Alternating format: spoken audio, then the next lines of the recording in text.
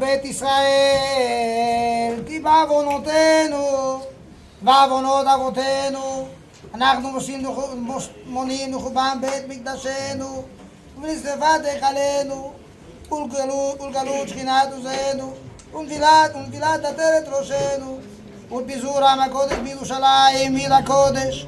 אוי לנו על גלות השכינה, אוי לנו על חורבן בית המקדש, אוי לנו על שרפת התורה, אוי לנו על הריגת הצדיקים, אוי לנו על צערו של משיח. Listen in. For our sins and the sins of our fathers, we are counting here today to the destruction of the Beit HaMikdash, to the burning down of the temple, and the exile of the divine presence of HaKadosh Baruch Hu, and to the fall of our pride, and to the spread of all the people out of Yerushalayim, the holy city. Woe unto us, and the exile of the Shekhinah of Hashem. Woe unto us, and the destruction of the Beit HaMikdash. Woe unto us, and the burning of the Torah. Woe unto us, and the murder and the killing of all the tzaddikim. Woe unto us, and the suffering of Mashiach. Today we're going to count Hayom 1958 שנה לחורבן בית המקדש. Today it's already 1958 years to the destruction of the temple. Very sad. The Yerushalmi says, every generation that the Beit HaMikdash is not built, it's as if we ourselves destroyed it. As if it happened in our days. Don't ask questions. Even the generation of the Ramban, the Geonim, the Gaon of Vilna, the big tzaddikim of the prior generations, it was not built. What we going to do, Azuvei Akil? We lost, far from everything. What can we do? Why is everybody pointing fingers at us? Rabotai, let me explain to you something. No one here has the excuse to say such an excuse. Hashem does not expect us to be the Rambam. Hashem does not expect us to be the Gaon of Vilna, to be the Ramchal, the Moshe Chaim Luzzatto, to be the Rav Yosef. But Hashem expects every single one of us to be something that we could be. We need to understand the core of the problem. Why is it? What is it? Why aren't we? What's holding us back? Why don't we put our effort? You know, there was somebody who was not religious, not knowledgeable. Amaretz did not know the difference between Aleph and a Bet. He was 40 years old. And everybody knows what I'm talking about. I'm sure Rabbi Akiva ben Yosef. At that time, Akiva, Chazal say, not only did not know Torah, but he also grew a tremendous amount of hatred towards every Talmid Chacham he saw. He said, if only I was a donkey, I would bite them. And donkeys are very vicious. They're more vicious than any other animal out there. There's a reason why every farm has 2-3 donkeys on the farm. Because they could kill coyotes, they could kill wolves. Bears, stay away. Because when you train a donkey, you could train him to be the most vicious animal out there. You go to a petting zoo, they tell you, don't pet the donkey.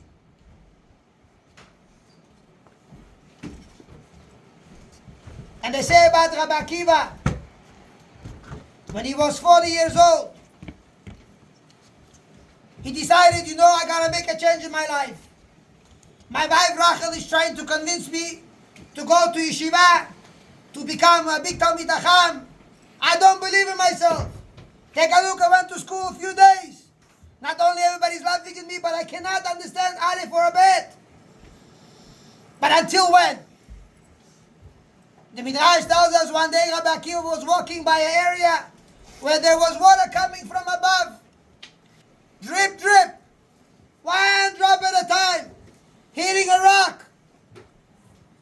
came and he paid attention to this phenomena.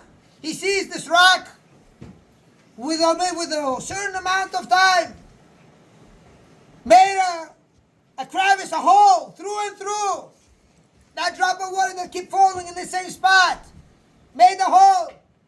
And Rabbi Akiva said to himself, am I worse than this rock? If water, a drop of water, that's able to hit the rock in the same spot for a certain amount of time, as long as it is, made a hole. Torah, which is like fire, for sure is going to melt me and make me a different person. You know what Rabbi Akiva understood? Not the last drop did the job. It's not the last drop of water that made the hole. It was that first drop that fell the first time onto the rock. That drop made that hole. You don't see it. Because when the first drop falls, you say, I still see the same rock. You don't see the difference taking place. You know when you see it. You only saw it 5, 10, 20 years later. Seeing the last drop falling and making the hole. But you should know it's not the last drop that did it. The first drop made the hole. How did Rabbi Akiva come to understand this? When there are thousands of people who pass by this rock every day, they also passed there, and then nobody became yet Rabbi Akiva. And those people that passed by that rock, they were in yeshiva when they were 5 years old. They had a 35-year head start. And they were able to come to pass through this area and not see it. How is it possible? The Navi, after that we read this week, Chazon Yeshayahu, it says over there, Israel, Ami lo yada, Ami lo itbonan. The essence of the problem was that we did not want to think. We did not want to grow. We did not want to delve in understanding such concepts. And Rabbi Akiva did. Rabbi Akiva looking at it, he says, you know what? I could see this happening. This could happen. This could be any moment. If just think that I can do this. Rabotai, stop being afraid to grow. Stop being afraid to change. Take a look what's happening around us. Whatever we're doing, as you can see, is never enough. Everybody has something in his family. Far from us. But there are people who have issues. Take a look what happened in Israel. We don't have buses exploding from time to time anymore. Drones are flying, rockets are flying from all over. We are holding in a state of disaster only. And every single Jew came to a point of understanding. Only Hashem. Only HaKadosh Baruch Hu. Without Him we won't be able to. And we can't. Start improving. Start wanting to improve. Start wanting to grow. You know, I want to give you an interesting mashal. You know, a lot of us are deep in sleep. Slowly, still tired, yawning, exhausted. But you know, yet there is a moment in life, even the most tired person could wake up, and the adrenaline rush that's running within him is going to make him do crazy things. Especially when let's give an example. The garage is full of money, floor to the top. And he sees that it started to smoke. Fire Quran on one of the walls. You telling me he's still going to be drowsy? He's going to be sleepy? Oh, he's going to put on he's going to run. He'll save every dollar. And he'll pull it out of the hands of the fire and say, this is mine. I worked for it. Why is it when the fire is burning, you're running, you're there to do, you Superman. Because we don't see the fire burning. Within every single one of us, we have a fire burning. And that fire could awaken every single one of us. And we have to want to grow. We have to have that urge. We need to. We don't want another October 7th. We don't want those terrible days that happen. We don't want these things. Our brothers, our sisters, families, friends. How many people went to Gaza, did not return home alive? How many of them were fathers to kids, husbands to their wives? 19, 20, 21, 26. Yoshu Jawan, have pity. Some kind of rahmanut we have to have. We can't be made out of stone. I tell my wife, shut the news off. Don't tell me I don't want to hear. Dilan Bejo Besho, it hurts. It pains. It pains. It hurts. How many almanot? Rabotai, before October 7th, the stories that happened. Miron. So many people, young people died. Stampede. Look at the stories happened before.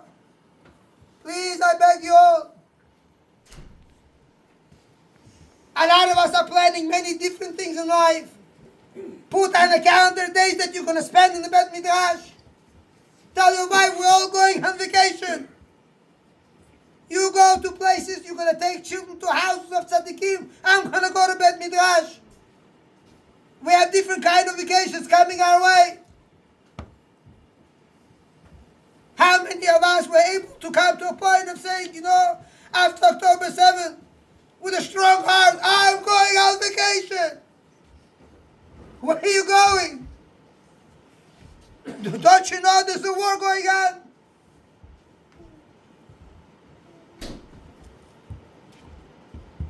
Guys, I want to tell you something. We had wars in our backyards. I come from Dushanbe, Tajikistan. I had Kalashnikov soldiers standing with Kalashnikovs in our backyard.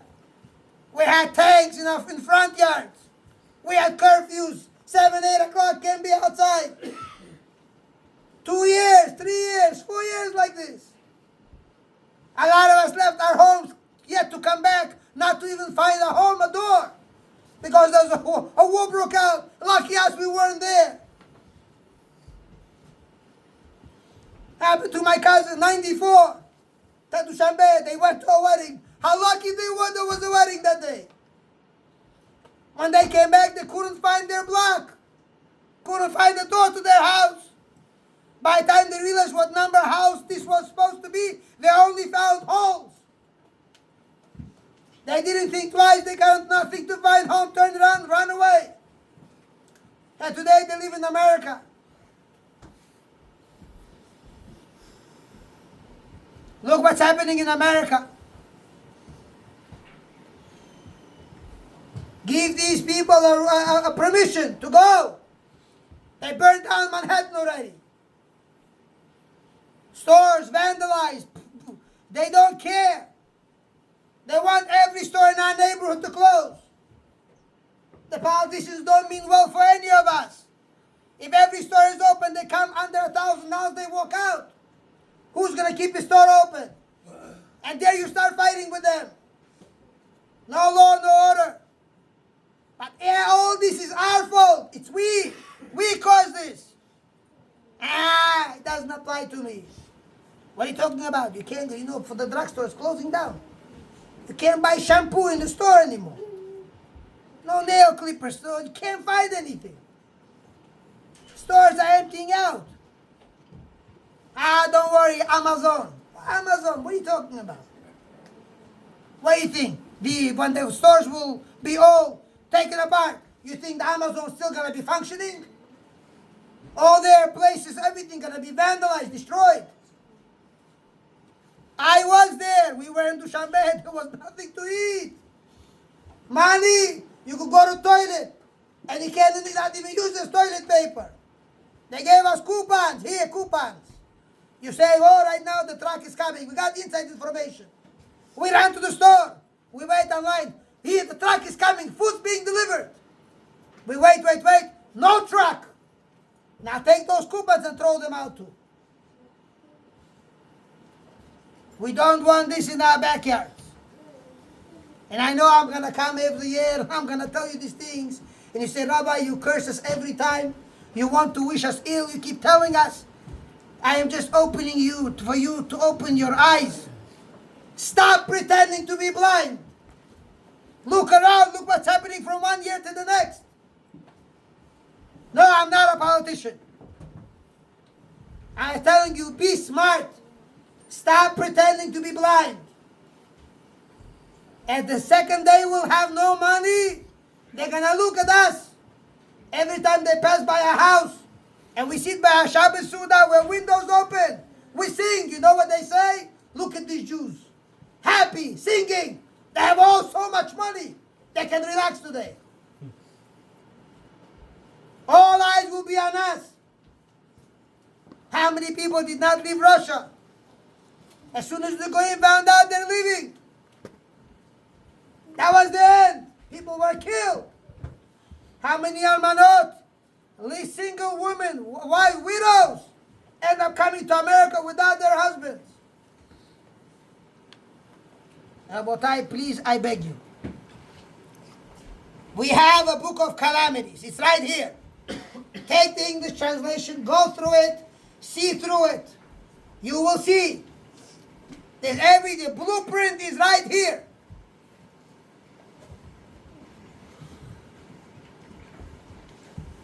I don't want this to repeat itself. I didn't buy books of Kinot. I don't want to buy these books. I want to bury these ones also. Because I want Tisha B'Av to be a Yom Tov. I want this day to be a happy day. Like the prophets told us. And every single one of you could make that difference. I beg you, please, please, stop planning vacations that have no meaning to it. A lot of these vacations, you throw so much money on them. Rabbi, we prayed shacharit over there. We had kosher food. Don't tell me how many mitzvot you did there. Tell me how many averot you were able to save yourself from. I tell you, you guys go there. I know. I also came. I was there once too. 92, 93, 94. Every Sunday, picnic, Shabbat picnic. We were on the Long Island Expressway running in the direction of where all the traffic was going to. I love to eat. I never went to the beach. Scared of water, I'm afraid to drown. I didn't see as much garbage. But others who ran to the beach saw everything. So they got beef to eat here, they got some beef to look at over there too. Please, I ask you, please.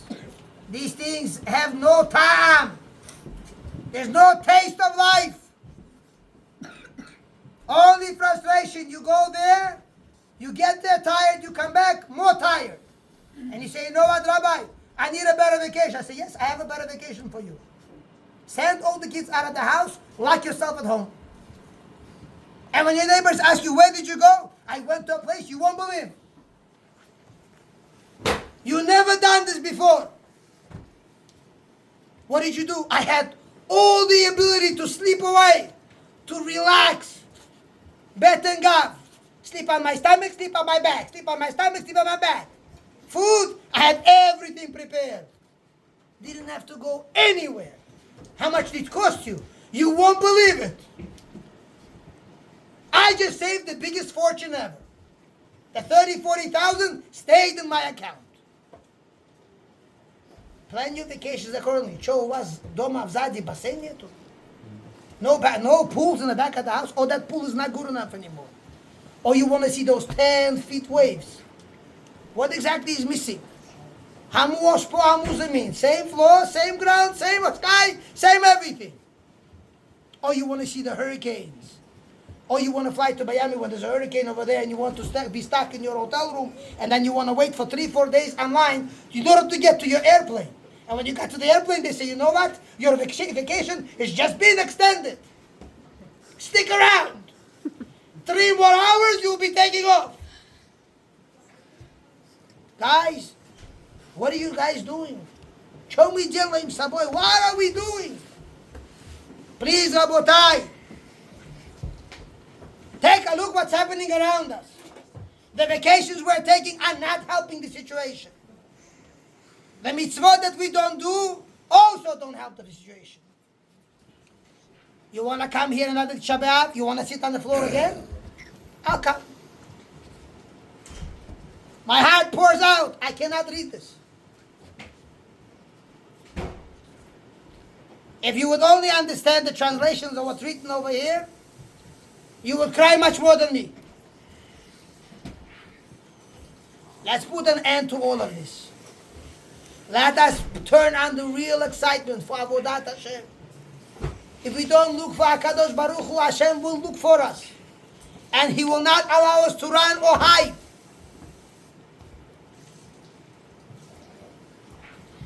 Time to improve. Time to become better. The tzitzit doesn't have to be staying in the closet.